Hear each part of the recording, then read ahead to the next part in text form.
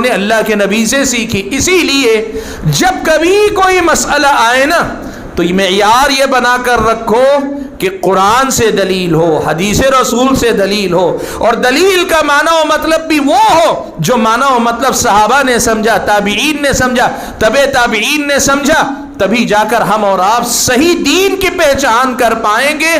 اور یہ وہ انتظام ہے جو اللہ تعالیٰ نے اس ایمان کا جو سفر، اسلام کا جو سفر تاریخ میں ہوا، اس میں جو بدعتوں کی آمیزش ہوئی، اس سے پاک کرنے کے لیے اللہ تعالیٰ نے یہی انتظام کیا ہے، اللہ نے یہی انتظام کیا ہے۔ اب آئیے ذرا ہم اور آپ دیکھتے ہیں، کیا ہمارا اور آپ کا طرز عمل، ہمارا اور آپ کا طریقہ واقعتاً ایسا ہی ہے کہ ہم ہر مسئلے میں یہ دیکھتے ہیں کہ کیا قرآن سے مسئلہ بتایا جا رہا ہے، حدیث رسول سے بتایا جا رہا ہے؟ قرآن و حدیث سے اگر بتایا جا رہا ہے تو کیا قرآن و حدیث کو ویسے سمجھایا جا رہا ہے جیسے نبی علیہ الصلوۃ والسلام کے صحابہ نے سمجھا تھا؟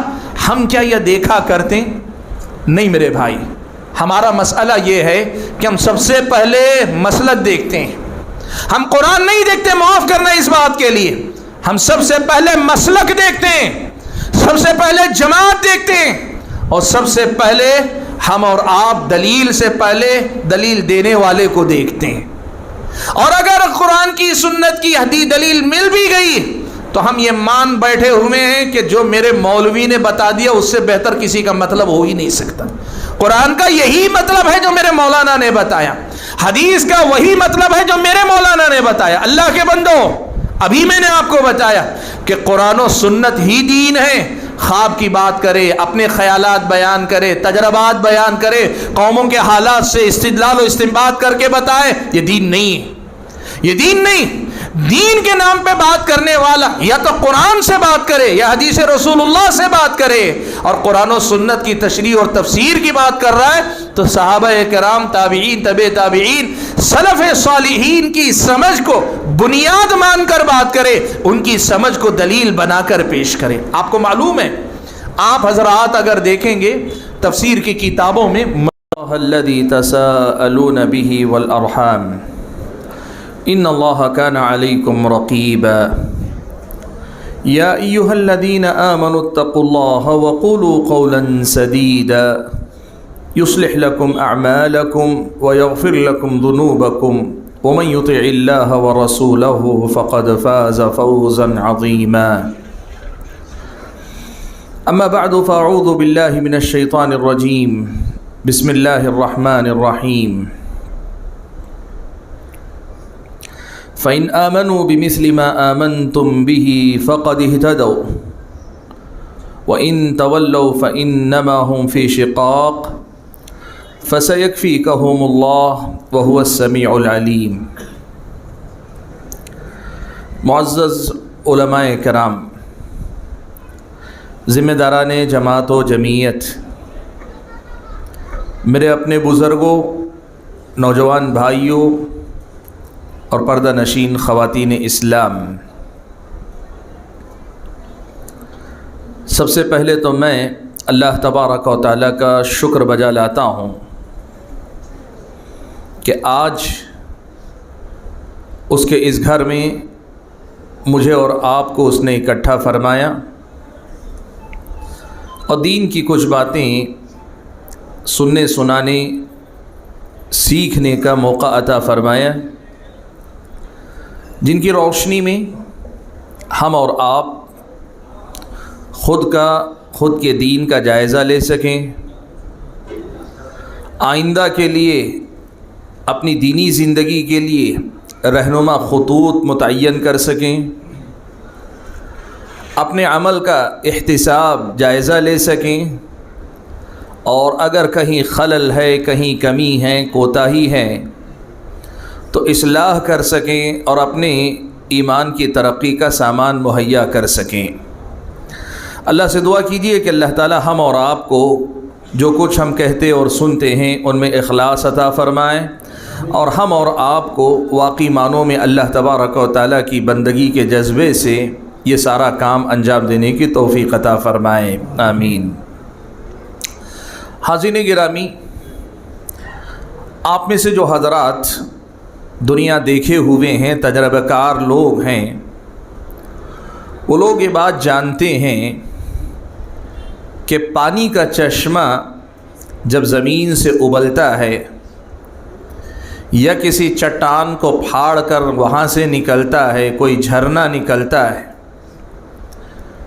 تو جہاں سے پانی نکلتا ہے پانی ایک دم صاف ہوتا ہے، شفاف ہوتا ہے، ایک دم پاک اور صاف ہوتا ہے۔ اب چشمہ جب ابلتا ہے تو ابلتا جاتا ہے، پانی مسلسل نکلتا جاتا ہے، تو وہی پانی بہتا بہتا ندی کی شکل اختیار کرتا ہے، دریا کی شکل اختیار کرتا ہے، ندی کی شکل اختیار کرتے کرتے وہ زمین کو سیراب کرتا ہوا اپنا سفر طے کرتا ہوا جاتا ہے۔ یہ پانی جہاں بھی جاتا ہے، وہ جس علاقے سے گزرتا ہے، سب لوگ اس پانی سے فائدہ اٹھاتے ہیں۔ وہ زمین سیراب ہوتی ہے جہاں سے یہ پانی گزرتا ہے، آس پاس کی کھیتیاں سیراب ہوتی ہیں، اور کئی بار تو ایسا ہوتا ہے کہ جن کے پاس سہولت نہ ہو تو وہ لوگ ندی تک آتے ہیں، پانی اپنے علاقے تک اٹھا کر بھی لے جاتے ہیں کسی بھی ذریعے سے۔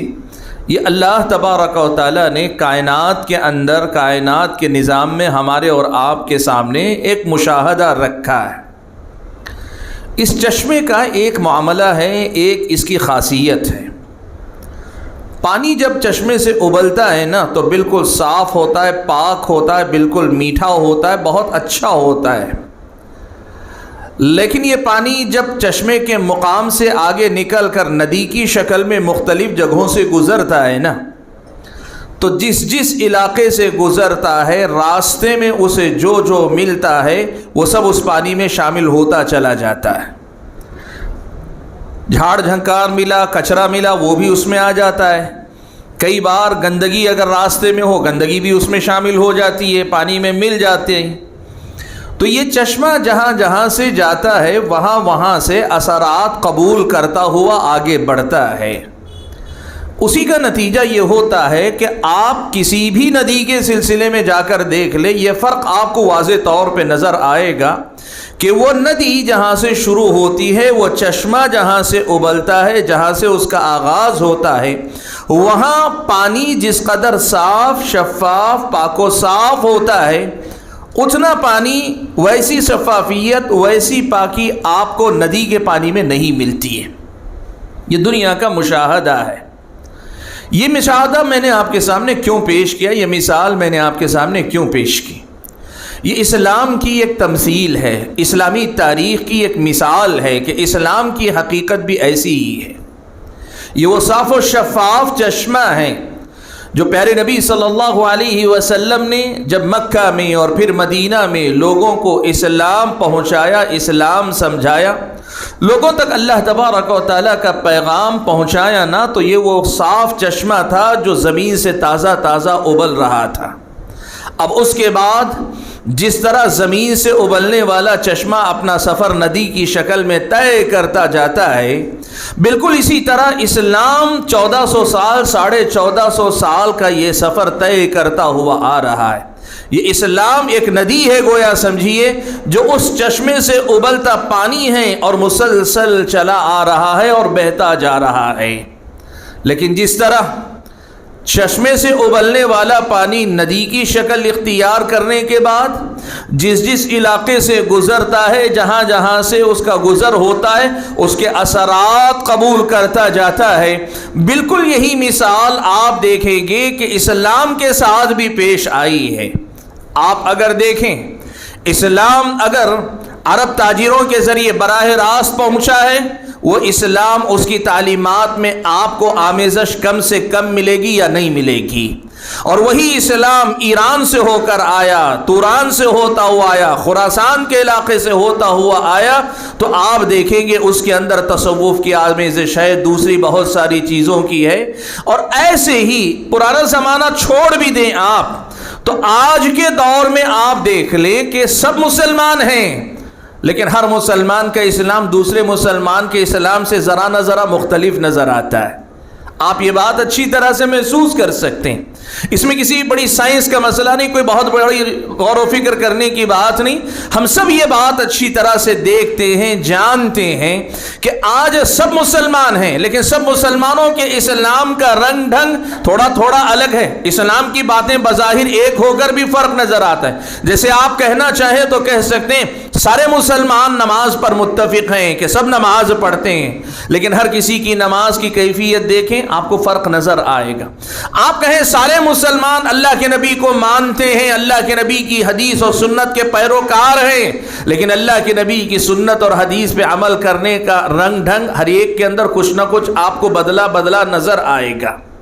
یہ مثال ہے ایک موٹی سی آپ کے سامنے ایک بنیادی حقیقت کو سمجھنے کے لیے کہ جس طرح چشمے سے ابلا ہوا پانی سفر طے کرتے ہوئے گدلا ہوتا ہے، اسلام کی تاریخ اس بات پہ گواہ ہے اور امت مسلمہ کی موجودہ صورتحال اس بات پہ گواہ ہے کہ وہ اسلام جو اللہ کے نبی صلی اللہ علیہ وسلم کے دور میں ایک چشمہ صافی پاک و صاف چشمے کی شکل میں نکلا تھا، وہ آلات اور زمانے کے واقعات، حوادث، مختلف قسم کی چیزوں سے متاثر ہوتا ہوا آگے بڑھتا چلا آیا ہے.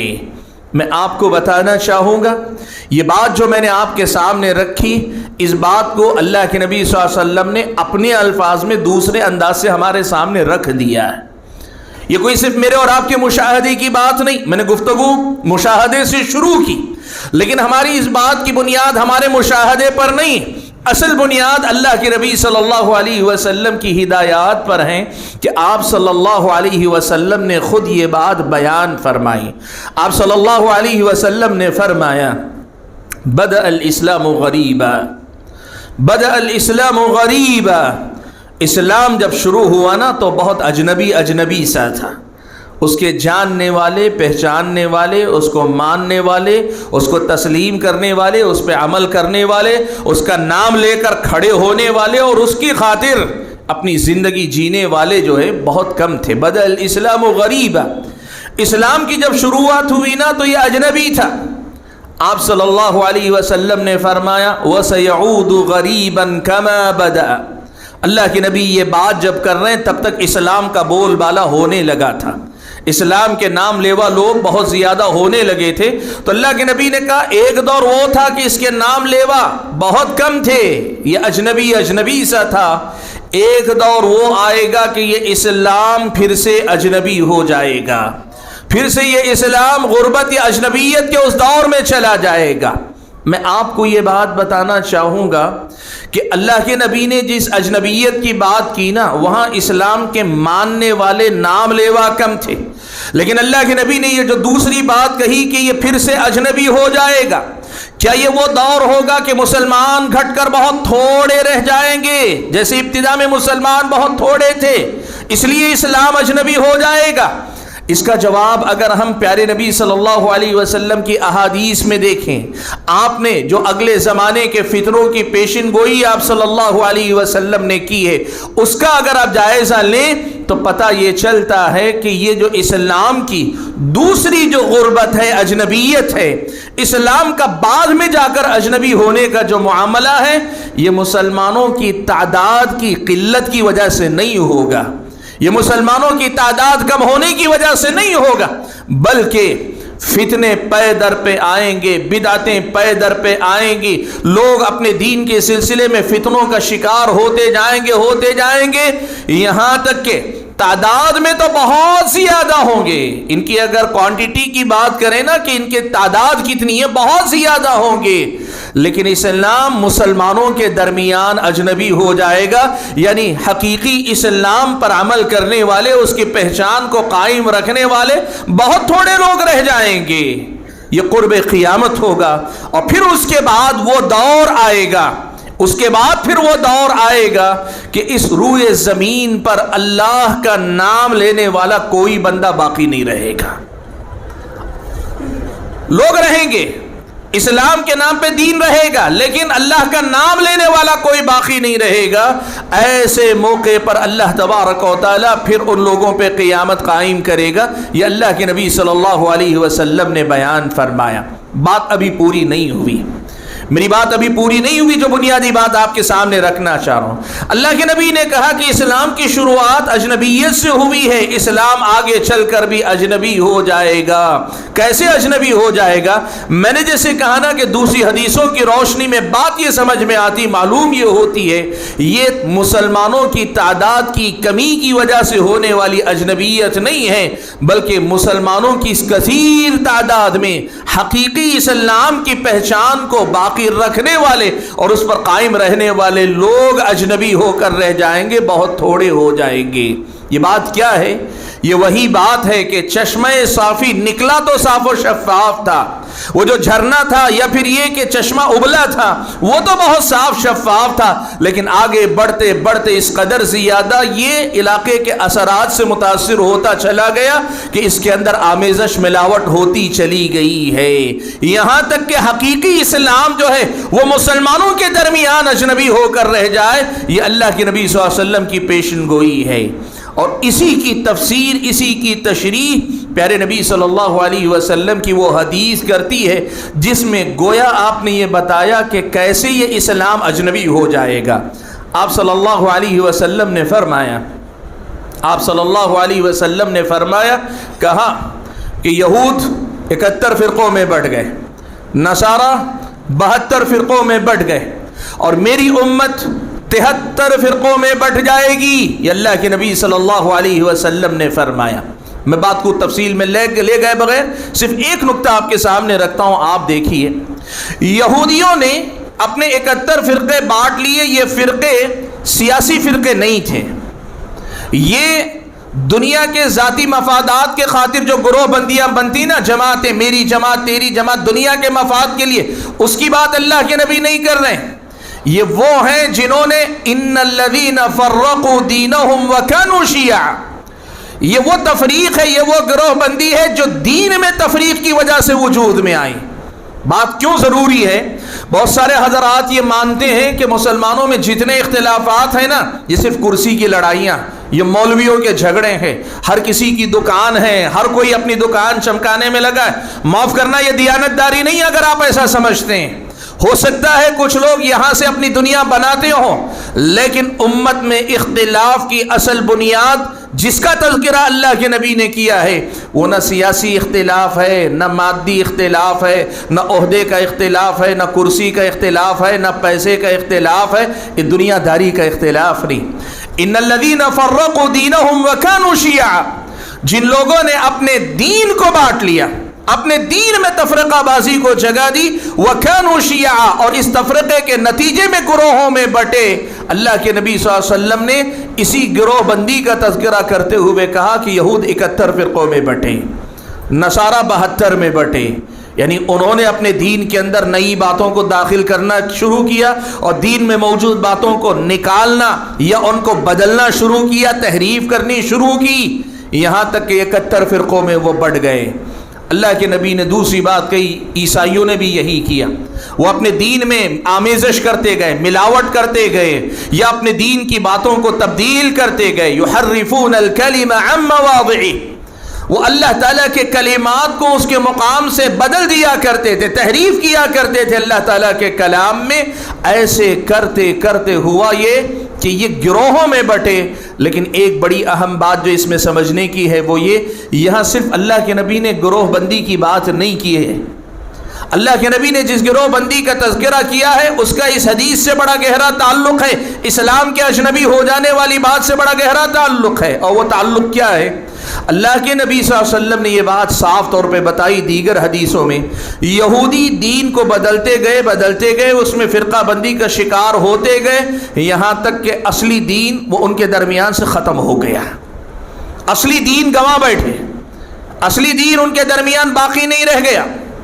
یہودیوں کے بعد عیسائیوں کے ساتھ بھی یہی ہوا، وہ بھی آمیزش کرتے گئے، ملاتے گئے، اس کے اندر اضافہ کرتے گئے، گھٹاتے گئے، بڑھاتے گئے، یہاں تک کہ وہ اپنا دین بھی ضائع کر بیٹھے۔ ان دونوں کے ساتھ یہی ماجرا ہوا۔ اللہ کے نبی نے کہا کہ میری امت بھی ان کے نقش قدم پر چلے گی۔ اللہ کے نبی نے فرمایا لَتَتَّبِعُنَّ سَنَنَ مَنْ كَانَ قَبْلَكُمْ، तुम हू बहू उनके नक्शे कदम पर चलोगे जो तुमसे पहले थे। साहबा ने पूछा अल्लाह के नबी क्या आपकी मुराद यहूद व नसारा है? अल्लाह के नबी ने कहा कि हाँ यहूद व नसारा ही मुराद हैं, ये होगा। अल्लाह के नबी सल्लल्लाहु अलैहि वसल्लम ने कहा और उसके नतीजे में क्या होगा? अल्लाह के नबी ने कहा वसतफ्तरिक़ु उम्मती इला 73। बादशाहीन ने इस हदीस के दो अंदाज से शरह की। बादशाहीन ने यह कहा कि अल्लाह के नबी ने 72 के मुकाबले में 73 करके ये बताना चाहा है कि न सिर्फ ये कि उम्मत मोहम्मदिया यहूद व नसारा के नक्शे कदम पर चलेगी बल्कि उनसे आगे बढ़ जाएगी, उनसे भी आगे बढ़ जाएगी। एक मतलब ये बताया। और वहीं बादशाहीन ने लिखा कि यहूद व नसारा का मसला ये था कि वो 71 में बटे तो दीन उनके हाथ से निकल गया, 73 में बटे दीन उम्मत के अंदर से निकल गया उनकी उम्मत से। लेकिन उम्मत मोहम्मदिया के साथ ये मसला होगा कि ये 73 में बटेंगे, यानी 72 उनके जैसे बन भी जाएंगे, लेकिन एक 73वां अपनी जगह पे सही इस्लाम का तर्जुमान बन के बाकी रहेगा। ये बहुत अहम बात है जिसे हमें समझना चाहिए। आमतौर पर मैंने देखा है कि कई बार ये फ़िरका बंदी की हदीस बयान की जाती है, लोग कहते हैं हदीस ज़ईफ़ है। नहीं, आप अगर इस हदीस को फ़न्नी उसूलों पे तहक़ीक़ करके देखेंगे ना, इतनी सनदों के साथ हदीस आई है कि बाज़ सनदें बज़ाते खुद सही हैं, बाज़ सनदें ज़ईफ़ हैं, और बाज़ सनदें ऐसी हैं कि कई सनदें मिलकर वह हसन भी बनती हैं। इसमें कोई शक नहीं कि यह हदीस सही है। कई बार हमने देखा कि लोग मसले को हल्का करने के लिए, इत्तिहाद का नारा देने के लिए क्या करते, कहते हैं कि ये सारे इख्तिलाफात जितने हैं ना, ये सब के सब मुसलमानों के अपने ज़ाती मफादात हैं, ये जमातों की असबियतें फलां हैं। अल्लाह के बंदो, हो सकता है कि लोग इन जमातों की बुनियाद पे सियासत करते हों, कुर्सियों के लिए लड़ते हों, दुनिया इससे कमाते हो, सब कुछ करते होंगे, लेकिन ये मसला याद रखो कि अल्लाह के नबी की पेशन गोई खालिस दीन में इख्तिलाफ पैदा करने वालों के बारे में है, दुनियादारों के बारे में नहीं। वरना दुनियादार तो आज आप देख लो, एक बस्ती में 72 मिल जाएंगे आपको। दुनियादारी की बुनियाद पे लड़ने वाले अगर आपको चाहिए, एक बस्ती में आपको 72 मिल जाएंगे। हर एक की अपनी दुनिया, अपनी सोच है, अपना अंदाज है। ये जो बात अल्लाह के नबी ने कही खालिस दीनी बुनियादों पे इख्तिलाफ है और दीन में इख्तिलाफ करने वालों की बात है। क्या होगा? अल्लाह के नबी सल्लल्लाहु अलैहि वसल्लम की इस पेशन गोई से ये दो हदीसें जो मैंने आपके सामने जिक्र की कि बदअल इस्लाम गरीबा, इस्लाम अजनबीयत की हालत में शुरू हुआ था, वसयऊदु गरीबन कमा बदा, दोबारा फिर से अजनबी हो जाएगा। ये नौबत कैसे आएगी? अल्लाह के नबी ने गोया बता दिया, यहूदियों के तर्ज पे चल के, नसारा के नक्शे कदम पे चल के दीन में तब्दीलियाँ लोग लाते जाएंगे, दीन में बिदातों को शामिल करते जाएंगे, या दीन की जो तालीमात हैं उनमें तहरीफ करते जाएंगे, बदलते जाएंगे। नतीजा ये होगा कि हकीकी जो इस्लाम था ना, वो हकीकी इस्लाम अजनबी बनकर रह जाएगा। ये अल्लाह के नबी सल्लल्लाहु अलैहि वसल्लम की पेशन गोई है। हाज़रीन गिरामी, हमने चश्मे का मुशाहदा भी किया, चश्मा जो उबल कर आता है उसकी मिसाल को भी हमने समझा। हमने लोगों के हालात की रोशनी में भी समझा कि हाँ, इस्लाम के नाम पर जो बातें हैं वो सब एक नहीं है, बहुत सारी बातें यहाँ हैं। और वहीं हदीस रसूल की रोशनी में भी हमने समझा कि ये होगा इस उम्मत के साथ कि इस उम्मत का दीन हमेशा एक नहीं रह जाएगा, बल्कि ये नौबत आएगी कि चश्मे साफ़ी नदी बनते बनते जिस तरह गदला होता है पानी, दीन के नाम पर होने वाले ये इख्तिलाफात भी ये नौबत लाएंगे कि हकीकी दीन अजनबी होकर रह जाएगा। ये अल्लाह के नबी सल्लल्लाहु अलैहि वसल्लम की बयान करदा हकीकत है। अगर यही सूरत हाल है तो मुझे ये कहने की ज़रूरत नहीं कि हम और आप उस दौर में जीते हैं जहाँ इस हकीकत का मुशाहदा हम और आप करते ही हैं। मैंने कहा ना, लोग अगर बात मिलाने की करना चाहें, लोगों को हकीकत बताने के बजाय सिर्फ मुजमल बातें, गोल मोल बातें करना चाहें, कह सकते हैं कि अल्लाह एक है, नबी एक है, किताब एक है, कलिमा एक है, इनकी मस्जिद एक है। मतलब मस्जिद का मतलब घर, अल्लाह का घर एक ही मस्जिद ही के नाम पे बनता है, ये कह सकते।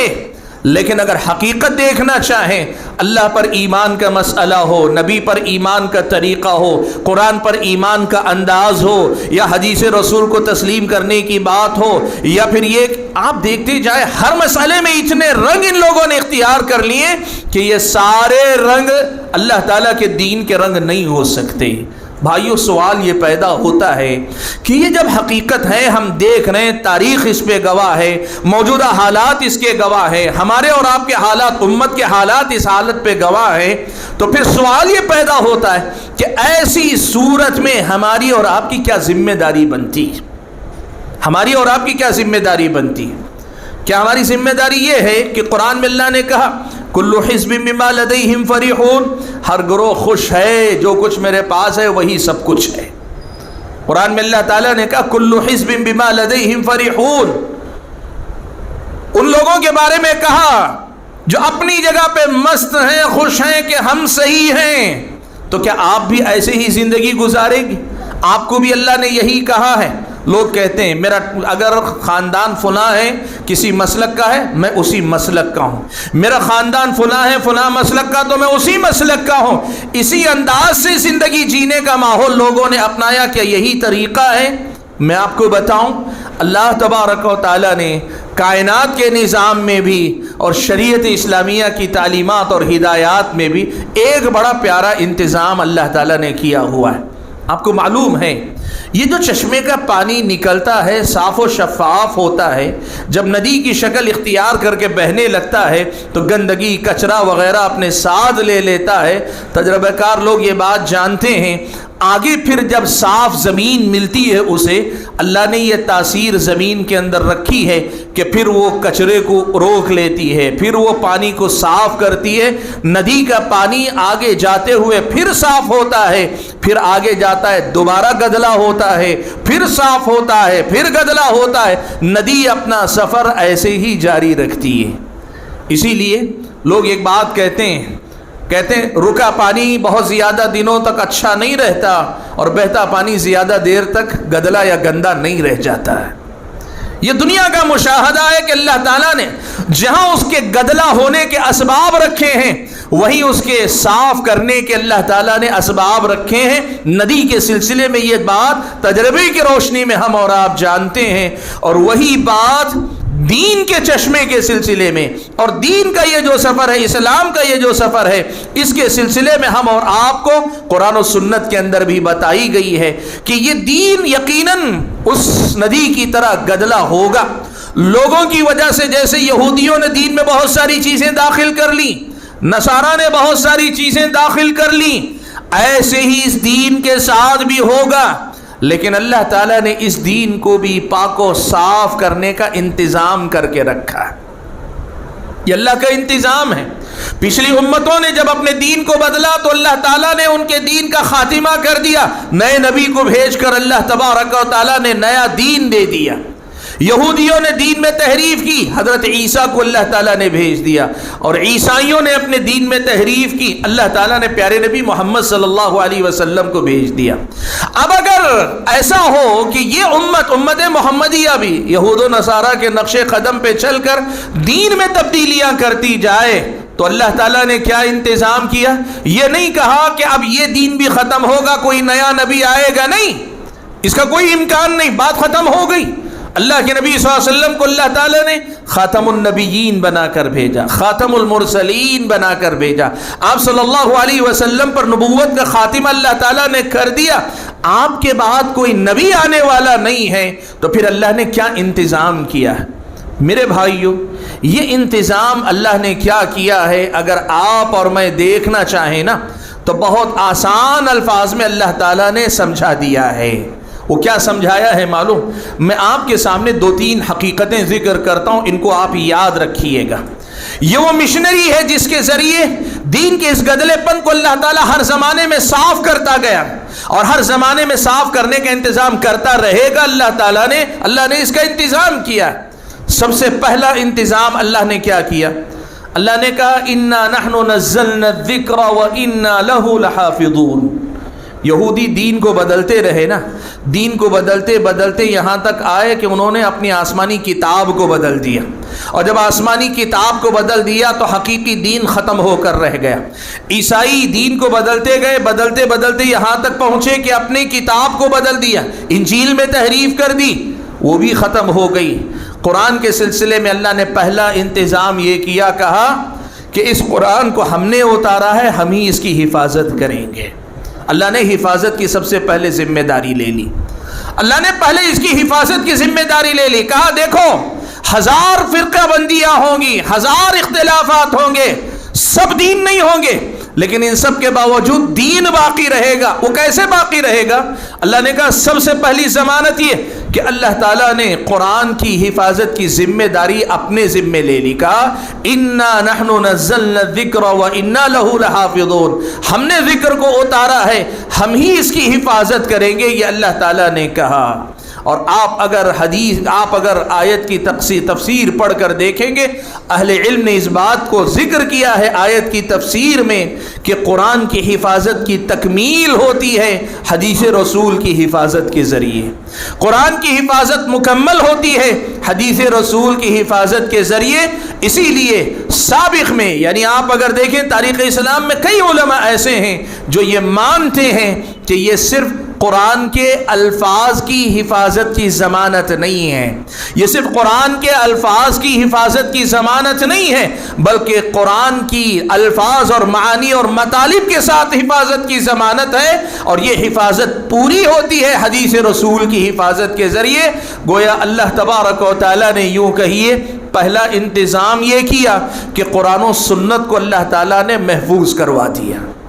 لوگ کوششیں کریں گے, کئی لوگوں نے قرآن میں تحریف کرنے کی کوشش کی, قرآن کے نام پہ نئی چیزیں داخل کرنے کی کوشش کی, کامیاب نہیں ہو سکے. اور ایسے ہی احادیث رسول میں بھی لوگوں نے حدیثیں گھڑیں, لوگوں نے اپنی طرف سے بہت ساری چیزیں داخل کرنی چاہی. آج بھی یہ صورتحال ہے کہ حدیث رسول کے سلسلے میں ایک طرف تو کچھ لوگ یہ کوشش کر رہے ہیں کہ حدیث رسول میں موضوع من گھڑت ایسی باتیں داخل کر لیں, اور وہیں کچھ لوگ یہ کوشش کر رہے ہیں کہ حدیث رسول کا سرے سے انکار کر دیں. نہ انکار کرنے والے کبھی کامیاب ہوں گے, نہ حدیث رسول میں باہر کی باتیں داخل کرنے کی کوشش کرنے والے کامیاب ہوں گے. وقتی طور پر انہیں اپنے آپ کو کامیاب ہوتا دکھائی دیں گے وہ, لیکن آپ یہ بات یاد رکھیں کہ اللہ تعالیٰ نے ان کی حفاظت کی ذمہ داری لی ہے, یہ دونوں کی دونوں چیزیں محفوظ رہیں گی.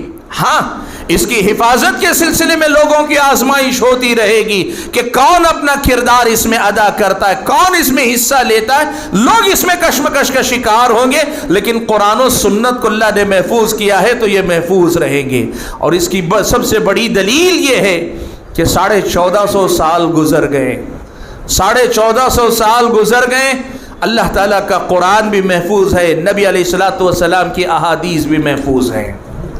1500 سال تقریباً آپ اندازہ لگا سکیں, 1440-44 ہجری میں آپ اگر کہنا چاہیں 1500 سال کا تقریباً عرصہ گزرنے جا رہا ہے, لیکن اللہ نے قرآن کو بھی محفوظ رکھا ہے بچا کے, احادیث رسول کو بھی بچا کے رکھا ہے. اور آج یہ بات یاد رکھیں آپ, ایک بات ہم کہتے ہیں نا مستند علماء, مستند علماء کا مطلب کیا ہے معلوم آپ کو؟ یہ جو میرے ساتھ بیٹھے اہل علم ہیں نا علماء میں سے, ان میں سے تقریباً سبھی ایسے ہیں کہ اگر وہ آج آپ کے سامنے صحیح بخاری کی کوئی حدیث سناتے ہیں نا, وہ چاہیں تو بتا سکتے ہیں میں نے کس سے سنا, میرے اپنے استاد کا, میرے استاد نے کس سے سنا, انہوں نے کس سے سنا, انہوں نے کس سے سنا, انہوں نے کس سے حدیث لی, انہوں نے کس سے حدیث لی, انہوں نے کس سے حدیث لی, یہاں تک کہ امام بخاری تک حدیث کی سند جاتی ہے. اور پھر اس کے بعد صحیح بخاری میں لکھا رہتا ہے کہ امام بخاری نے کس سے سنا, کس سے سنا, یہاں تک کہ اللہ کے نبی تک بات جا کر پہنچتی ہے.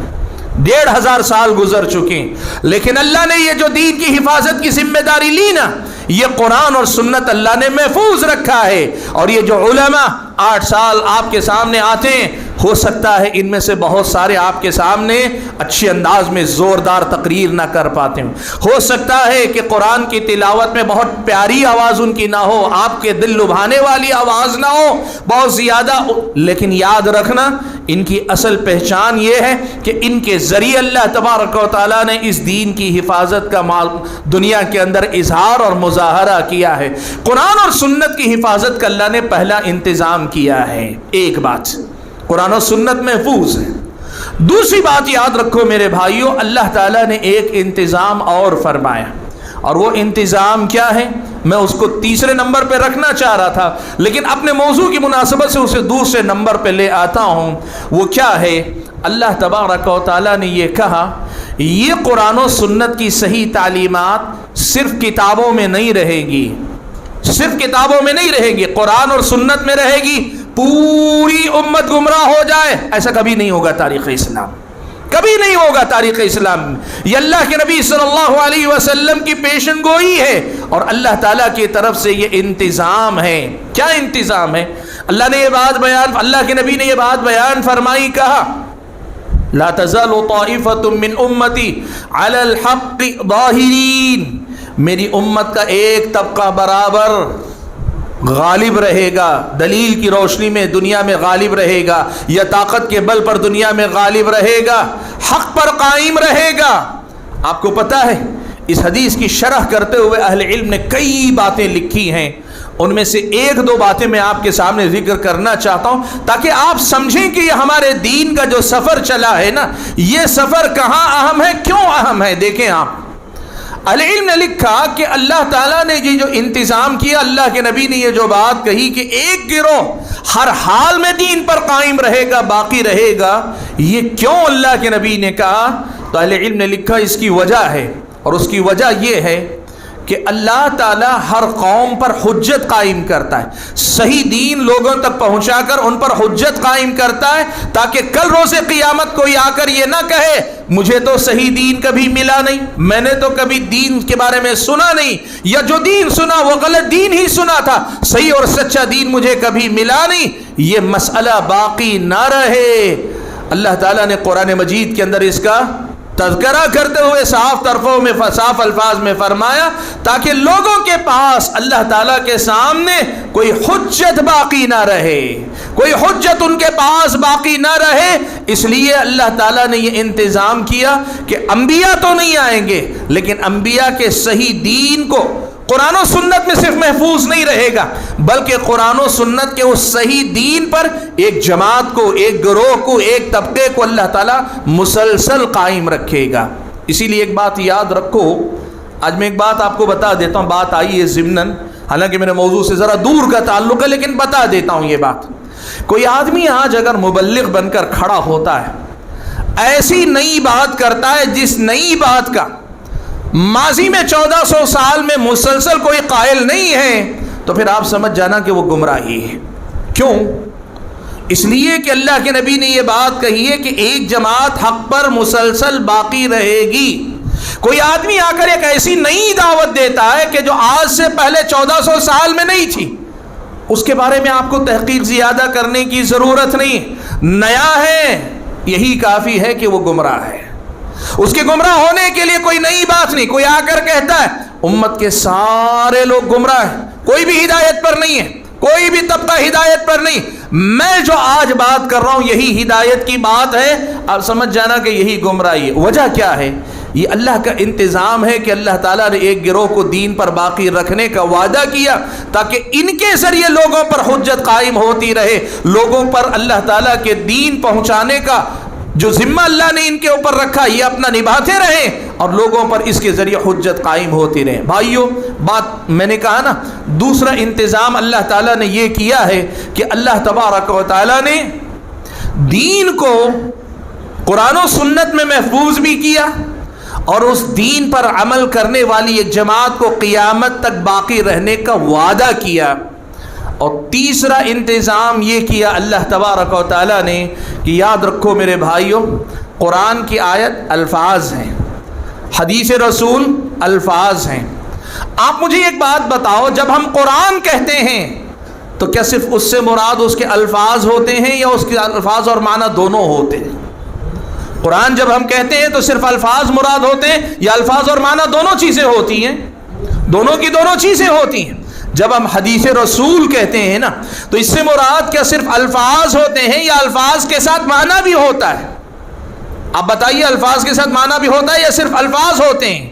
یاد رکھو میرے بھائیوں، چاہے بات قرآن کی کریں چاہے حدیث رسول کی بات کریں، قرآن اور حدیث جسے ہم کہتے ہیں یہ الفاظ بھی ہیں، ان الفاظ کا معنی و مطلب بھی ہے، ان الفاظ کا معنی و مطلب بھی ہے۔ اسی لیے آپ اگر قرآن کے الفاظ لیتے اور ان سے ایسا معنی بتاتے ہیں جو معنی آج سے پہلے والے علماء میں نہیں رہا ہے، آپ قرآن کا حوالہ دے کر بھی قرآن کی بات نہیں کر رہے، آپ حدیث رسول پڑھ کر سنا رہے ہیں، لیکن حدیث رسول سے ایسا معنی نکال کے بتا رہے ہیں جو معنی آج سے پہلے امت کے لوگوں کے اندر کبھی نہیں رہا ہے، نیا ایک معنی آپ لے کر آ رہے ہیں، تو پھر آپ سمجھ جائیے کہ آپ حدیث پڑھ کر بھی بات حدیث کی نہیں کر رہے ہیں، حدیث کی نہیں سن رہے ہیں۔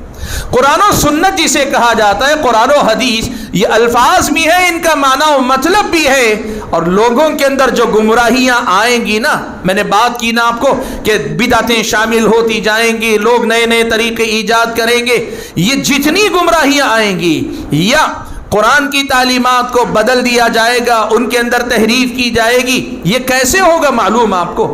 ایک تو ایسے ہوگا کہ لوگ دین، قرآن سے دین لینے کے بجائے کہیں اور سے دین لینے کی بات کریں گے، حدیث رسول سے دین لینے کے بجائے کہیں اور سے دین لینے کی بات کریں گے، قرآن و سنت کو چھوڑ کر کہیں اور سے دین لینے کی بات کریں گے۔ کوئی خواب دیکھتا ہے اور خواب کی باتوں کو لا کر دین کے طور پہ بیان کرتا ہے، کوئی آدمی کہتا ہے میری یہ سوچ ہے، مجھے یہ لگتا ہے، میرا یہ اندازہ ہے، آدمی اپنی عقل سے، سمجھ بوجھ سے لا کے دین کے نام پہ مسئلے بیان کرتا ہے۔ کوئی آدمی آتا ہے اور آ کر زمانے کے حالات، واقعات اور مختلف حوادث کا تذکرہ کر کے ایک نتیجہ اخذ کرتا ہے اور وہ نتیجہ لا کر دین کے نام پہ بیان کرتا ہے۔ دین ان چیزوں کا نام نہیں، دین کا ان سے تعلق ہو سکتا ہے لیکن یہ دین نہیں ہوتے ہیں۔ یاد رکھنا آپ بات، آپ کے خواب کے بارے میں دین کوئی رہنمائی دے سکتا ہے، آپ کے دماغ میں جو خیالات آ رہے ہیں، جو رائے آپ کی بن رہی، اس کے بارے میں دین ایک فیصلہ دے سکتا ہے، صحیح ہے غلط ہے کا، یا آپ زمانے کے حالات، واقعات وغیرہ سنا رہے ہیں اور اس سے کوئی واقعہ، کوئی نتیجہ اخذ کر رہے ہیں۔ کئی بار لوگ تاریخ کے حوالے دیتے ہیں کہ تاریخ کا یہ سبق ہے، تاریخ، قوموں کی تاریخ سے یہ پتہ چلتا ہے، یہ ساری چیزیں دین نہیں، دین کتاب و سنت کا نام۔ کتاب و سنت ان ساری چیزوں کے بارے میں اپنا حکم دے سکتے ہیں، ان سے تعلق ہو سکتا ہے، لیکن وہ خود دین نہیں ہو سکتے۔ پہلی بات یاد رکھو، یہ جو میں نے کہی نا چشمے میں باہر کی ملاوٹ کی، یہ جو میں نے کہی نا بات کہ بدعتوں کے آ جانے کی، سب سے پہلی تو غلطی اس وجہ سے ہوگی کہ لوگ قرآن و سنت کو چھوڑ کر یا قرآن و سنت کو اپنا کر قرآن و سنت کی طرح بہت ساری چیزوں کو جگہ دے دیں گے۔ اس وجہ سے ملاوٹ ہوگی، اس وجہ سے خرابیاں گھس آئیں گی، اس وجہ سے خامیاں اس کے اندر داخل ہو جائیں گی۔ اور دوسری وجہ کیا ہوگی معلوم ہے آپ کو؟ دوسری وجہ یہ ہوگی کہ قرآن و سنت تو رہیں گے، الفاظ قرآن و سنت کے رہیں گے، معنی و مطلب اپنی طرف سے کچھ نیا لوگ نکال کر لائیں گے۔ آج آپ دیکھو جتنی بڑی بڑی بدعتیں ہیں نا، جتنی بڑی بڑی بدعتیں، ہر بدعت کے لیے لوگ قرآن ہی سے دلیل دینے کی کوشش کرتے ہیں اور جواب دینے والے بھی قرآن ہی سے اس کا رد کرتے ہیں۔ بدعت کے لیے لوگ حدیث رسول ہی سے دلیل دینے کی کوشش کرتے ہیں، جواب دینے والے بھی حدیث رسول ہی سے اس کا جواب دیتے ہیں۔ قطع نظر اس سے کہ کون صحیح کون غلط، کیا یہ صورتحال ہم اور آپ کو یہ بتاتی نہیں ہے کہ قرآن کی آیت کا مطلب سمجھانے میں، حدیث رسول کا معنی سمجھانے میں دونوں میں سے کوئی ایک غلطی ضرور کر رہا ہے؟ انصاف کی بات ہے نا، اتنا تو ہم کو سمجھنا چاہیے نا۔ ہر آدمی یہ کہ بھئی وہ بھی قرآن کا حوالہ دیتے ہیں، یہ بھی تو حدیث رسول کا حوالہ دیتے۔ اللہ کے بندو، ایک ہی مسئلے کو قرآن سے صحیح، دوسرا قرآن سے غلط ثابت کرے، قرآن تو ایسا نہیں ہو سکتا کہ ایک ہی چیز کو صحیح بھی کہے غلط بھی کہے۔ ایک ہی مسئلے کو ایک آدمی حدیث رسول پڑھ کر بتاتا ہے کہ یہ مسئلہ صحیح ہے، اور دوسرا آدمی حدیث رسول ہی کا حوالہ دے کر کہتا ہے یہ غلط ہے۔ ہم کہتے ہیں یہ بھی حدیث کا حوالہ دے رہا ہے، وہ بھی حدیث کا حوالہ دے رہا ہے، دونوں صحیح نہیں ہو سکتے اللہ کے بندو۔ کیوں؟ اس لیے کہ دونوں میں سے کوئی ایک غلطی ضرور کر رہا ہوگا تبھی یہ نوبت آتی ہے، ورنہ ایسا تو نہیں ہو سکتا نا۔ آپ ابھی دیکھیں، ابھی ربیع الاول کا مہینہ گزرا، میلاد کا مسئلہ، جتنی میلاد کی تقریریں ہوتی ہیں، آیتیں پڑھتے ہیں یا حدیثیں پڑھ پڑھ کر بتاتے ہیں، اس میں میلاد کا تذکرہ، اور آپ منبر و محراب سے سنتے ہیں کہ میلاد بدعت ہے، قرآن میں یہ کہا گیا، حدیث میں یہ، لوگ حوالے دے دے کر بتاتے ہیں۔ اب یہ تو نہیں ہو سکتا کہ میلاد سنت بھی ہے بدعت بھی ہے، ایسا تو نہیں ہو سکتا نا۔ مسئلہ کہاں ہے اللہ کے بندو؟ یاد رکھو یہ مسئلہ آج آپ قرآن اور سنت جو ہے نا، یہ صرف الفاظ کا نام نہیں، الفاظ کے ساتھ ان کا ایک معنی و مطلب بھی ہے۔ اب معنی و مطلب کون سا ہے اور کس کا معنی و مطلب، کس کی سمجھ معتبر ہے، کس کا اعتبار کیا جائے، کس پہ بھروسہ کیا جائے؟ میں آؤں، میں بولوں، آپ میری بات مان لیں گے؟ کل مولانا اسی بات کو الٹ کر کسی آیت کا حوالہ دے کر بولیں گے، آپ مان لیں گے؟ مان لیں میں ذرا لمبا جبہ قبہ پہن کر آ کر بولوں، مان لیں گے؟ اور وہ کل سوٹڈ بوٹڈ آ کے بولیں گے، انکار کر دیں گے؟ کوئی معیار ہونا چاہیے کہ نہیں؟ دو آدمی ایک ہی مسئلے کو صحیح اور غلط بتا رہے ہیں، صحیح بتانے والا بھی قرآن کی آیت کا حوالہ دے رہا ہے، غلط بتانے والا بھی قرآن کی آیت کا حوالہ دے رہا ہے، حدیث کا حوالہ دونوں دے رہے ہیں، تو ان کے درمیان فیصلہ کرنے کا کوئی ضابطہ قاعدہ ہونا چاہیے کہ نہیں ہونا چاہیے؟ یقیناً ہونا چاہیے۔ تبھی اللہ تبارک و تعالیٰ نے اس کا انتظام کیا، اور یہی تیسرا انتظام ہے جس کا میں نے آپ کے سامنے ذکر کیا کہ یاد رکھو بھائیو کہ اللہ تعالیٰ نے قرآن و سنت کو محفوظ کروایا، قرآن و سنت کو لے کر جینے والے ایک گروہ کو باقی رکھنے کا وعدہ کیا، اور اس کے ساتھ اللہ نے یہ بھی انتظام کیا کہ قرآن و سنت کی تفسیر اور تشریح کے طور پر اگر کسی کو معیار بنایا، صحابہ کرام رضوان اللہ تعالیٰ اجمعین کو اللہ نے بنایا، سلف صالحین کی سمجھ کو اللہ تعالیٰ نے معیار کے طور پہ رکھا۔ کیا مطلب ہوا؟ کوئی مسئلہ آ جائے نا، ایک آدمی قرآن کی آیت پڑھتا ہے اور پڑھ کر آپ کو کہتا ہے دیکھو اس آیت سے معلوم ہوتا ہے میلاد منانا چاہیے، تو آپ کا کام بہت آسان ہے اللہ کے بندو، یہ اللہ کی رحمت ہے، یہ اللہ نے انتظام کیا، یہود و نصارہ کی طرح بھٹکنے نہیں چھوڑا اللہ نے، ہمارے لیے اللہ تعالیٰ نے یہ انتظام کیا کہ تم ایک کام کرو، یہ سارے مسئلے ایک طرف چھوڑو، یہی آیت اللہ کے نبی نے پڑھی، صحابہ نے پڑھی، تابعین نے پڑھی، تبع تابعین نے پڑھی نا یہ آیت، کیا اس آیت سے انہوں نے یہی معنی سمجھا جو معنی آج یہ آدمی بتا رہا ہے؟ یہ مولانا بتا رہے، یہ مولانا بتا رہے، وہ مولانا بتا رہے، مولانا چاہے کوئی بھی ہو، جو معنی وہ بتا رہے ہیں کیا یہ وہی معنی ہے جو صحابہ نے سمجھا، جو تابعین نے سمجھا، جو تبع تابعین نے سمجھا؟ یہ معنی تھا کہ نہیں؟ یہ آپ ذرا سا معلوم کرنا شروع کرو۔ دیکھو بھائیو، قرآن میں اللہ تعالیٰ نے ہمارے اور آپ کے لیے کتنا پیارا انتظام کیا۔ اللہ نے قرآن میں یہ مسئلہ بلا مبالغہ 100 سے زیادہ مقامات پہ اللہ نے کہا ہے، بے شمار مقامات پہ حقیقت میں اللہ تعالیٰ نے کہا ہے۔ طریقہ یہ ہے کہ قرآن و سنت جب سمجھنے کی بات کرو، اس کی تشریح کی بات کرو، تو دیکھو صحابہ، تابعین، تبع تابعین، سلف صالحین نے ان آیتوں کو کیسے سمجھا، ان آیتوں کی روشنی میں دین کو کیسے سمجھا، ان آیتوں کی روشنی میں دین کے مسائل کو کیسے سمجھا۔ صحابہ کے مسئلے کو سامنے رکھ کر چلو، وقت اجازت نہیں دیتا کہ بہت دور جاؤں، لیکن میں 2-4 مثالیں آپ کے سامنے دینا چاہتا ہوں۔ دیکھو قرآن مجید میں اللہ تبارک و تعالیٰ نے صحابہ کے بارے میں، نبی علیہ السلام نے صحابہ کے بارے میں یہ مقام مقرر کرتے ہوئے صاف لفظوں میں کہا، اللہ نے صاف لفظوں میں کہا فَإِنْ آمَنُوا بِمِثْلِ مَا آمَنْتُمْ بِهِ فَقَدِ اهْتَدَوْا، اگر یہ لوگ ایمان لے آئیں، یہود و نصارہ کا تذکرہ کرتے ہوئے کہا یہ ایمان لائیں بِمِثْلِ مَا آمَنْتُمْ بِهِ، ان باتوں پر، ان چیزوں پہ جن پہ تم ایمان لائے ہو، اور ویسے ایمان لائے جیسے تم ایمان لائے ہو۔ خطاب صحابہ سے ہے، یہود و نصارہ سے ایک مطالبہ تو ایمان لانے کا ہوا، دوسرا مطالبہ ایمان ویسے لانے کا ہوا جیسے صحابہ نے ایمان لایا ہے۔ اللہ نے کہا اگر ویسے ایمان لائے فقد اہتدوا، یہ ہدایت یافتہ ہو گئے۔ وَإِن تَوَلَّوْا، اور اگر یہ رخ پھیرے، منہ موڑے تو کیا ہوگا؟ فَإِنَّمَا هُمْ فِي شِقَاقٍ، تو یہ لوگ اختلاف میں پڑ رہے ہیں، اختلاف میں مبتلا ہو رہے ہیں۔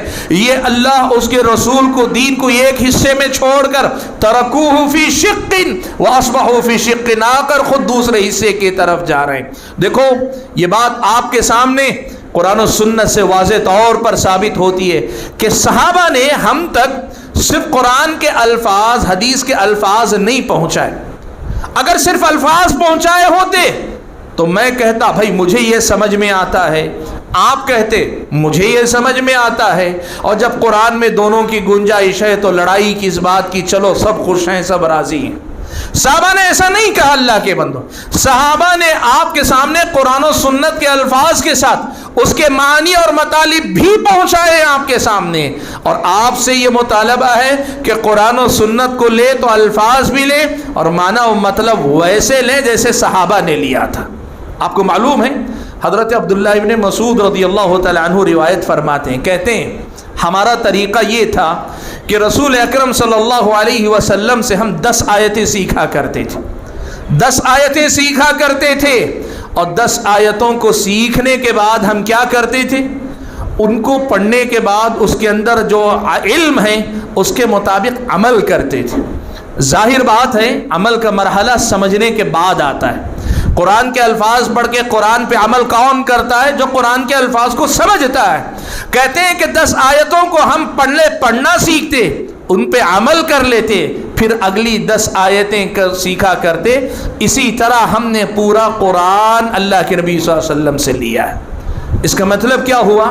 صحابہ انسان ہیں، غلطی ہو سکتی ہے، لیکن ان کو یہ مقام حاصل ہے کہ قرآن انہوں نے اللہ کے نبی سے سیکھا ہے، حدیث رسول انہوں نے اللہ کے نبی سے سیکھی۔ اسی لیے جب کبھی کوئی مسئلہ آئے نا تو معیار یہ بنا کر رکھو کہ قرآن سے دلیل ہو، حدیث رسول سے دلیل ہو، اور دلیل کا معنی و مطلب بھی وہ ہو جو معنی و مطلب صحابہ نے سمجھا، تابعین نے سمجھا، تبع تابعین نے سمجھا، تبھی جا کر ہم اور آپ صحیح دین کی پہچان کر پائیں گے۔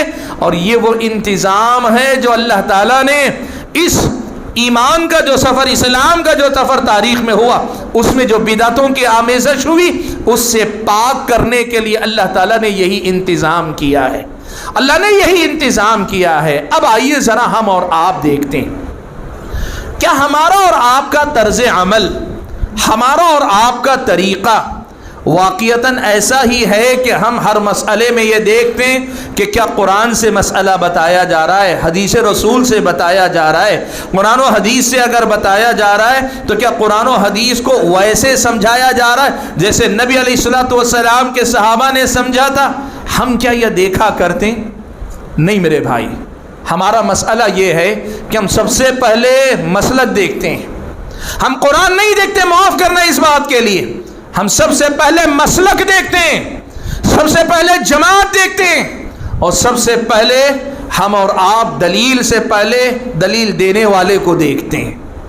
اور اگر قرآن کی سنت کی حدیث دلیل مل بھی گئی تو ہم یہ مان بیٹھے ہوئے ہیں کہ جو میرے مولوی نے بتا دیا اس سے بہتر کسی کا مطلب ہو ہی نہیں سکتا، قرآن کا یہی مطلب ہے جو میرے مولانا نے بتایا، حدیث کا وہی مطلب ہے جو میرے مولانا نے بتایا۔ اللہ کے بندو، ابھی میں نے آپ کو بتایا کہ قرآن و سنت ہی دین ہے۔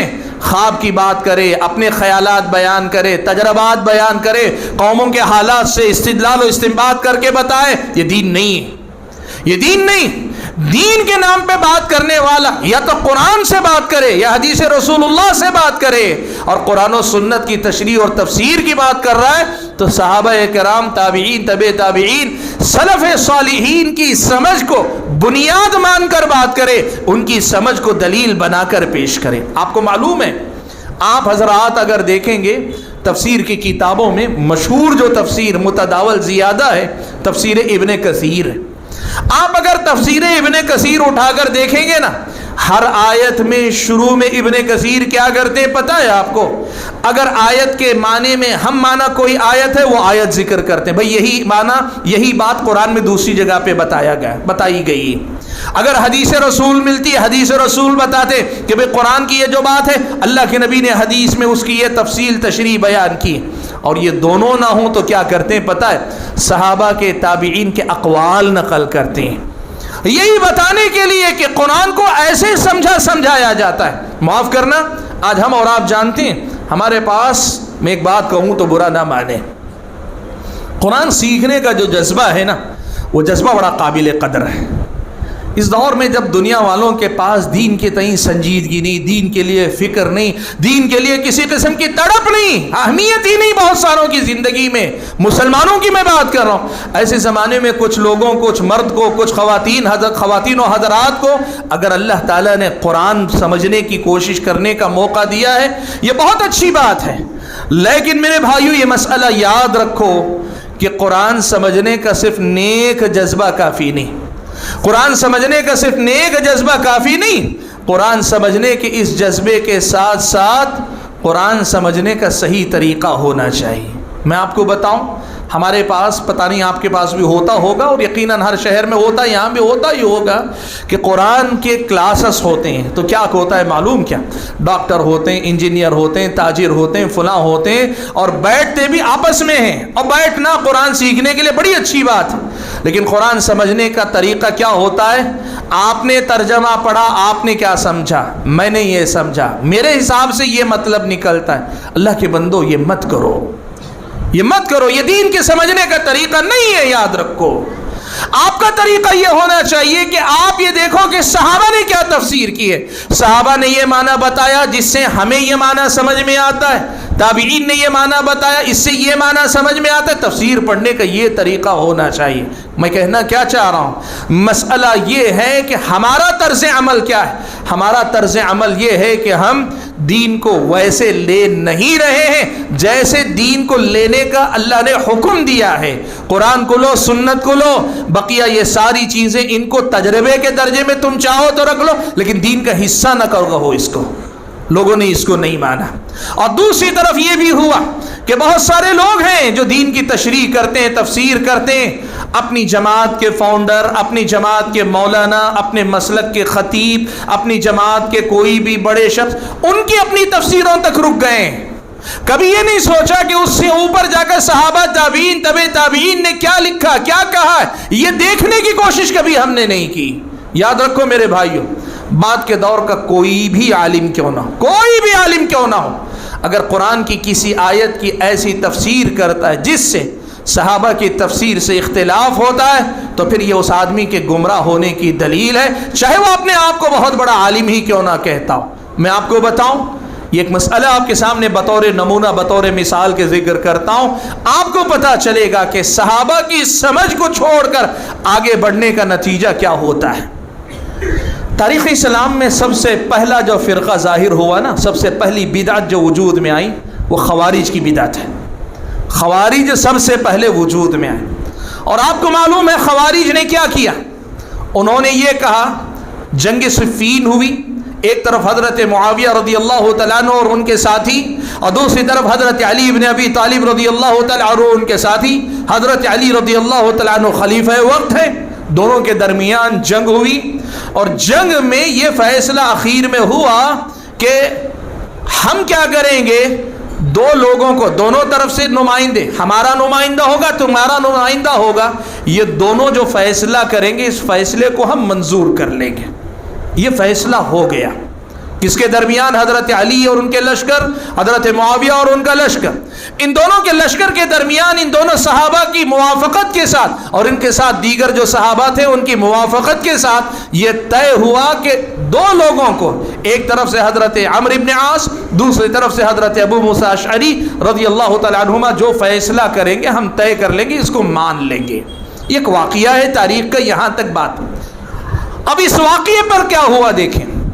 خوارج جو تھے نا، خوارج میں سے ایک کے دماغ میں ایک بات آئی، کہا قرآن میں اللہ نے کہا ہے ان الحکم الا للہ، اللہ نے کہا ہے کہ بھئی حکم تو صرف اللہ تعالیٰ کا چلے گا، فیصلہ تو صرف اللہ تعالیٰ کا چلے گا، حاکم صرف اللہ تعالیٰ ہو سکتا ہے، حکومت یا نظام صرف اللہ تعالیٰ کا چلنا چاہیے۔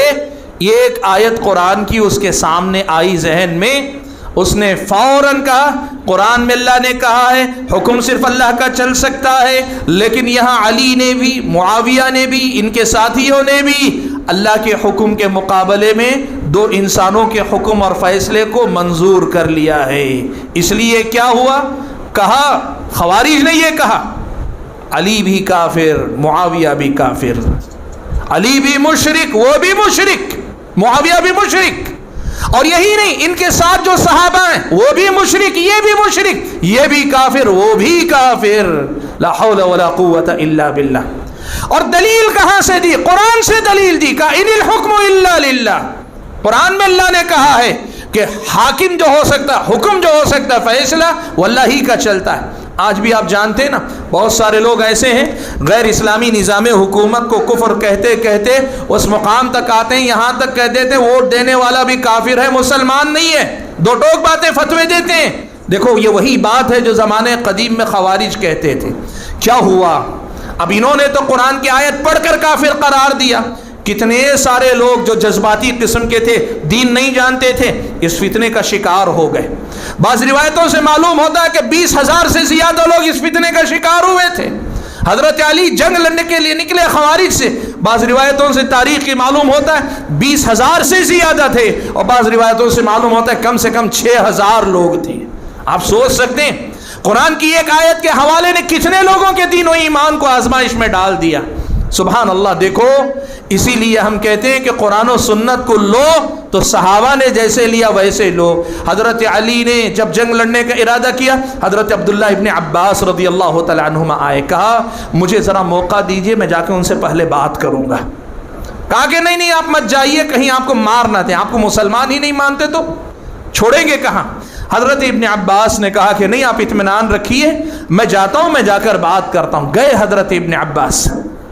حضرت ابن عباس نے بڑی لمبی گفتگو ان سے کی۔ میں ساری گفتگو نہیں سناؤں گا، دو باتیں صرف آپ کے سامنے ذکر کرتا ہوں جو آپ کو بتائیں گی کہ ہم یہ جو کہتے ہیں کہ قرآن و سنت کو صحابہ کی طرح سمجھو کیوں کہتے ہیں، اور اگر چھوڑیں گے تو کتنا بڑا نقصان ہوا اور ہو رہا ہے، یہ آپ سمجھ میں آئے گا۔ حضرت ابن عباس نے پوچھا کہ بھائی یہ بتاؤ تمہارے اعتراضات کیا ہیں، مجھے پہلے بتاؤ۔ انہوں نے بتائے، اور ان میں سے یہ مسئلہ تھا سب سے پہلے، اور بھی تھے لیکن یہ مسئلہ سب سے پہلے میں لیتا ہوں آپ کے سامنے۔ کہا کہ یہ کہ اللہ کہہ رہا ہے ان الحکم الا للہ، اللہ کے علاوہ کوئی حاکم نہیں ہو سکتا، کسی کا فیصلہ نہیں ہو سکتا۔ علی اور معاویہ نے انسانوں کو حاکم مان لیا، ابو موسیٰ اشعری اور عمرو بن عاص کو حاکم مان لیا، لہٰذا وہ دونوں کافر ہیں۔ حضرت ابن عباس نے پوچھا اچھا بتاؤ اگر تمہارے اس شبہے کا جواب میں قرآن ہی سے دے دوں تو مطمئن ہو جاؤ گے، میں دلیل دے دوں، ثبوت دے دوں تو مان جاؤ گے؟ خوارج نے کہا کہ ہاں ہم مان جائیں گے، تسلیم کر لیں گے۔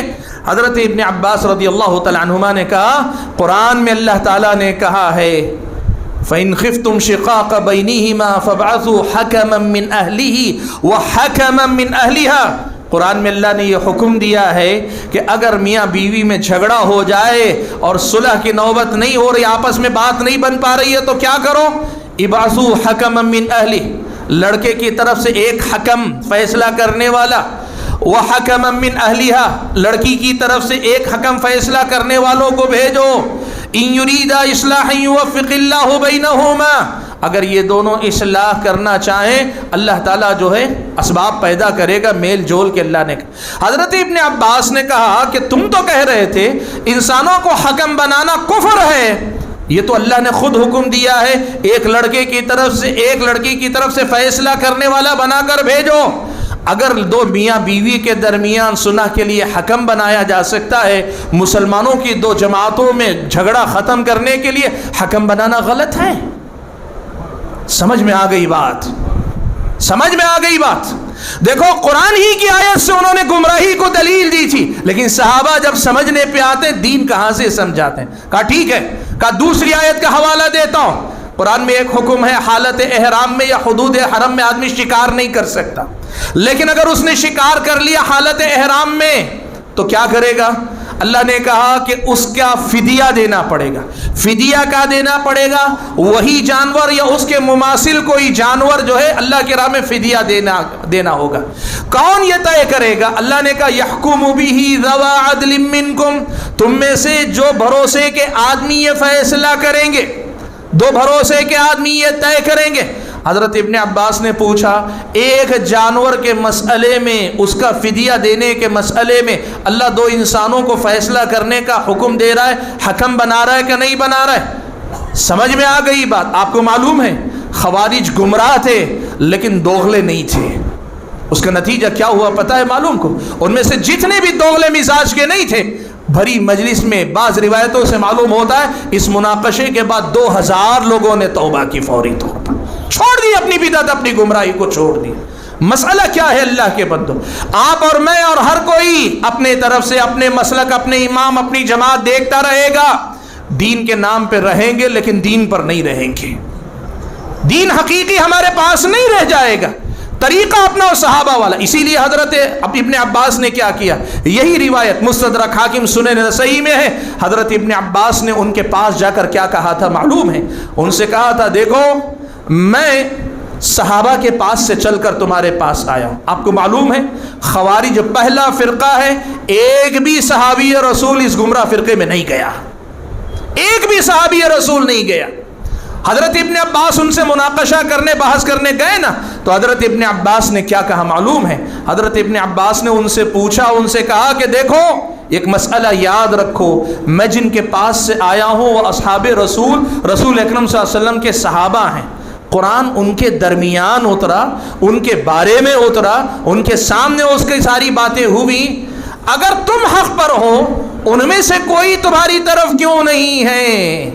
ان میں سے کوئی تمہاری تائید میں کیوں نہیں ہے؟ ان میں سے کوئی تمہاری جیسی بات کیوں نہیں کرتا ہے؟ اللہ کے بندو، آج ہمارا پیغام بھی یہی ہے، اور یہی بات تھی، اس دلیل نے ان خوارج کے دلوں پہ اثر کیا۔ ایک مجلس سے بعض روایتوں سے معلوم ہوتا ہے کہ 2000 خوارج نے توبہ کیا۔ بھائیو، یہی آج ہم پیغام دینا چاہتے ہیں کہ یہ جو زندگی ہم جی رہے ہیں نا، مسلکوں میں بٹ کر، جماعتوں میں بٹ کر، تنظیموں میں بٹ کر، تحریکوں میں بٹ کر، اب کچھ لوگ یہ کہتے ہیں سب کو اپنے اپنے مسلک پہ باقی رکھو، دین کے نام پہ اکٹھا ہو جاؤ۔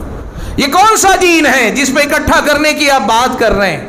تحسبهم جميعا وقلوبهم شتى، ایسا جمگٹا لگ بھی جائے، دل جدا ہے، لوگ جمع ہوں گے تو کہاں سے اتحاد نظر آئے گا؟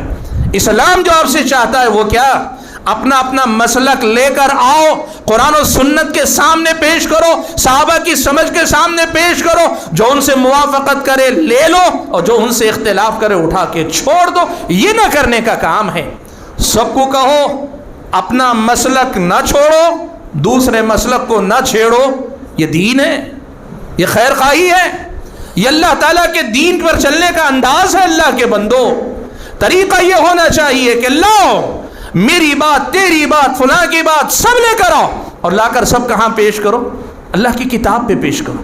یہی تو اللہ نے کہا فَإِن تَنَازَعْتُمْ فِي شَيْءٍ، اگر تم کسی چیز میں اختلاف کر بیٹھو، یہی کہا سب کو ان کے مسلک پہ چھوڑو، کہا نہیں فَرُدُّوهُ إِلَى اللَّهِ وَالرَّسُولِ، اس اختلاف کو لا کے اللہ اور اس کے رسول کی طرف لوٹاؤ، پیش کرو قرآن و سنت پر۔ ان کنتم تؤمنون باللہ والیوم الآخر، اگر اللہ اور اس کے آخرت کے دن پہ ایمان رکھنے والوں۔ اسی لیے بھائیو، آج ہم یہ پیغام آپ کو دے رہے ہیں کہ ہماری دعوت کتاب و سنت پر چلنے کی ہے، اور کتاب و سنت سلف صالحین کی سمجھ کے مطابق اپنانے کی ہے، اور ساری دنیا کو ہماری یہ دعوت ہے کہ اس معیار پر اپنا دین، اپنا مسلک، اپنی بات لا کر پیش کرو۔